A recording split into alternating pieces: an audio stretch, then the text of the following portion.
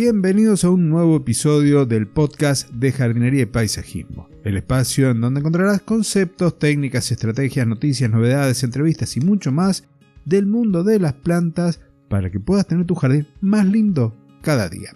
El episodio de hoy es auspiciado por jardinesinclusivos.ar, un proyecto del cual formo parte y el objetivo es hacer jardines inclusivos y llevar la terapia hortícola a aquellos lugares en donde el contacto con la naturaleza tiene una función terapéutica complementaria a las tradicionales.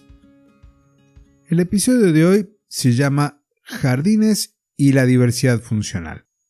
Lo primero que voy a hacer es aclarar este término que es relativamente nuevo, el de diversidad funcional, porque su origen es desde el 2005, enero de 2005, desde el Foro de Vida Independiente, que reemplaza en cierta forma el de discapacidad. La palabra discapacidad tiene un montón de connotaciones, la mayoría negativas. En realidad el prefijo dis viene del griego y hace referencia a la dificultad, al obstáculo, a un impedimento.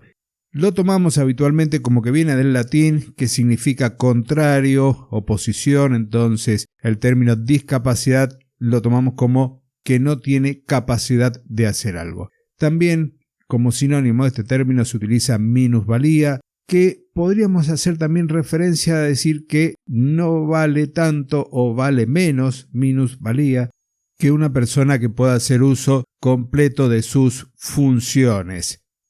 Y aquí ya podríamos entrar en una discusión filosófica, etimológica y demás, que no es el objeto de este episodio. Cuando hablamos de diversidad funcional, hacemos referencia a la forma en que se hacen las cosas. Por ejemplo, una persona sorda se comunica con un lenguaje de señas a diferencia de las que tenemos la capacidad o la posibilidad de oír. Una persona invidente puede acceder a bibliografía leyendo a través del sistema Braille, por ejemplo. Entonces, cada uno de nosotros tenemos una forma de ver y de interactuar con el entorno y con las personas. Cuando pensamos la diversidad funcional respecto a los jardines, tenemos que tener en cuenta de que no todos podemos acceder a un lugar del jardín de la misma manera, que no todos vamos a interactuar con las plantas de igual forma. Y esto se da incluso por la cantidad de conocimientos técnicos botánicos que tengamos. Dos personas verán a una planta con distintos prismas en función de, por ejemplo, si uno es abogado y el otro es un ingeniero agrónomo.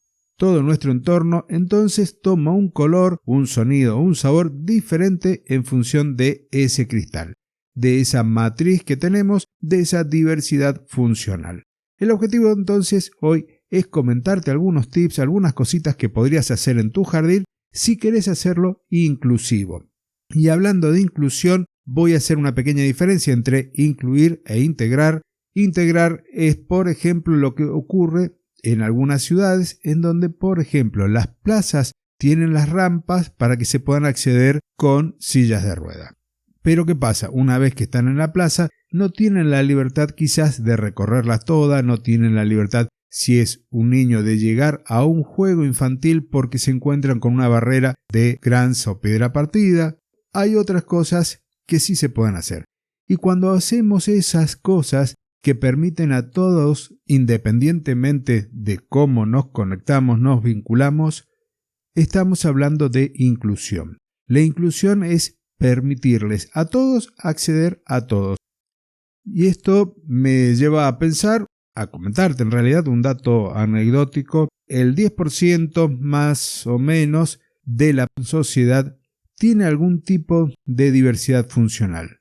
Entonces tenemos que apuntar a que los espacios, las áreas verdes, sean inclusivas y si están a nuestro alcance como jardín de casa, mejor que empecemos de ahí. Y si tenemos la posibilidad de tener algún cargo en el cual podemos hacer nuestra reflexión, nuestro comentario en un municipio, en una alcaldía, en un gobierno, eso va a ir modificando nuestra forma de ver las cosas, vamos a ir aportando a todas estas políticas que son tendientes a la inclusión. Pero volvamos al jardín, que es el objeto del podcast.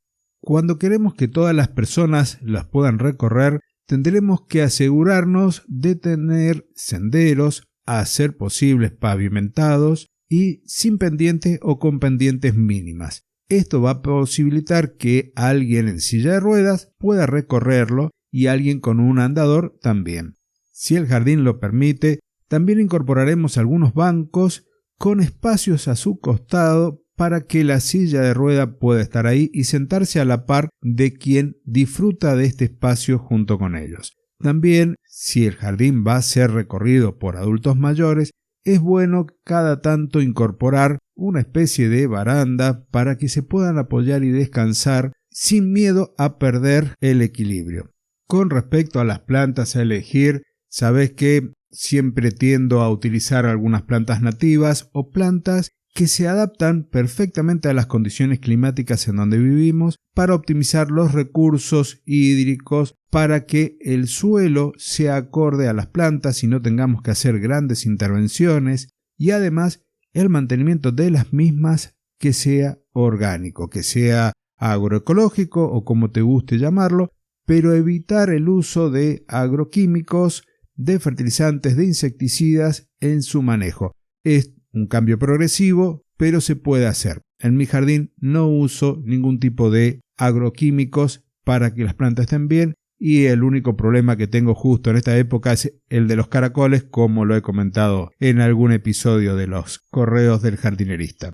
Ahora bien, cuando disfrutan del jardín personas que tienen algún tipo de problemas como el Alzheimer, es importante la estimulación de los sentidos. En realidad es importante siempre, y la estimulación de los sentidos la podemos dar a partir del uso del color, plantas con colores llamativos o con floraciones llamativas. También vamos a incorporar el sonido a través a lo mejor de algún elemento con agua, de algún carrillón.